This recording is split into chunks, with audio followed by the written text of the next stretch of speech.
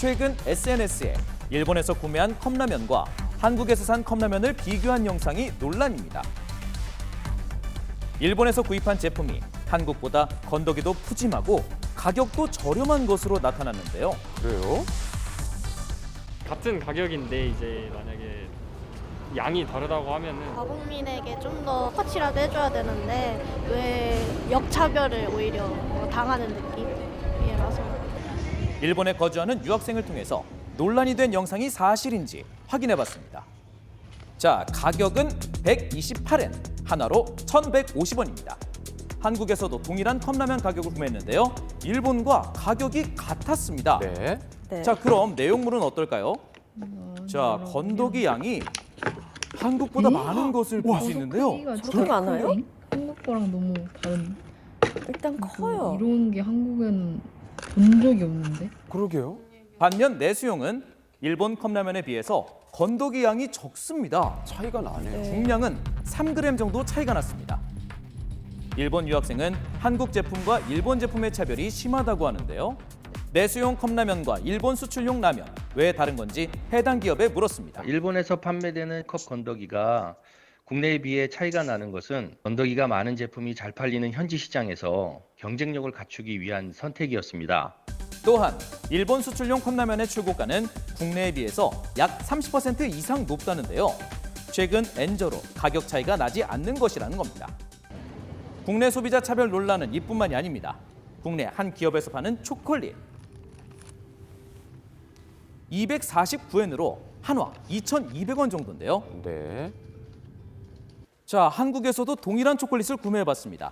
가격은 2,000원으로 200원 정도 차이가 납니다. 일본 판매 제품은 22개의 초콜릿이 들어있었는데요. 반면에 한국 제품은 플라스틱 칸막이가 있고 12개의 초콜릿이 들어있습니다.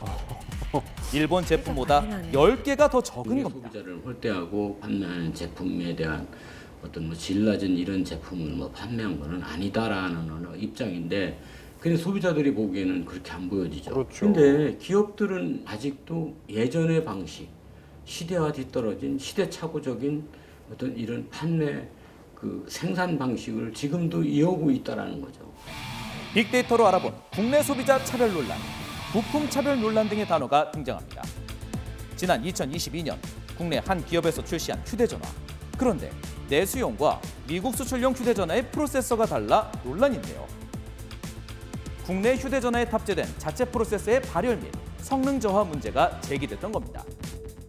한국인 소비자들이 사용하는 단말기만 발열이 더 심하고 발열로 인해 개통 취소를 해달라는 민원들이 발생하여서 논란이 되자 지난해 출시된 내수용과 수출용 휴대전화는 모두 같은 미국 기업 프로세서를 사용했는데요.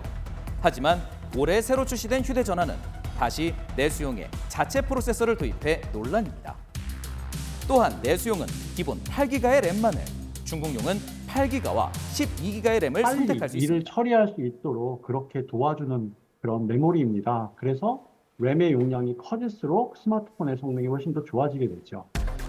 해당 기업은 자체 프로세서의 안전성이 검증됐고 램의 역할을 분담해 속도와 성능에 문제가 없다고 해명했습니다. 빅데이터로 알아본 국내 소비자 차별 논란, 안전 기준 등의 단어가 등장합니다.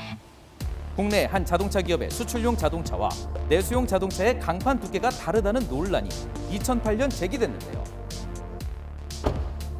당시 해당 기업은 강판의 두께와 소재는 같고 지역마다 부식도가 달라 아연 도금만 달랐지만 2011년부터는 같다고 했습니다. 수출하는 차하고 내수차하고 차별이 좀 꽤나 심했다고 봐요. 특히 바디의 철판이라든가 아연도금 비율이 우리나라는 거의 별로 없었고 법의 규제도 받지 않았어요. 근데 미국이라든가 다른 나라 같은 데는 법의 그 나라 주마다 법이 다르다 보니까 거기에 맞춰서 했었어요.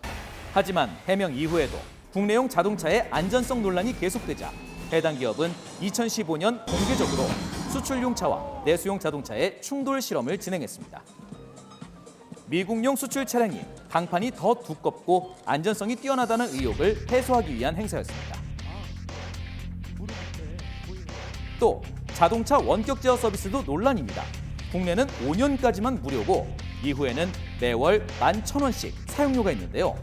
미국은 자사차 구매 시 무료로 사용 가능하게 했습니다. 해당 자동차 기업은 지역별 시장 상황, 여건 등에 맞춰 서비스나 요금제를 달리하는 것일 뿐 차별이 아니라고 하는데요. 각 나라별로 자동차 서비스가 다르다는 겁니다. 전문가는 기업의 역할이 중요하다고 지적했는데요. 제품에 대한 정보를 우리가 다 공유할 수 있는 그런 시기가 돼 있거든요. 첫째는 기업들의 인식 전환이라고 저는 봅니다. 신뢰감이 떨어지고 또 판매량이 떨어질 것이고 소비자들도 자기 권리를 찾고자 하는 그 노력과 어떤 이런 행동을 보여야 되지 않을까. 국내 소비자의 차별 논란은 어제 오늘 일이 아닌데요. 산토끼 잡으려다 집토끼의 신뢰까지 놓칠 수 있습니다.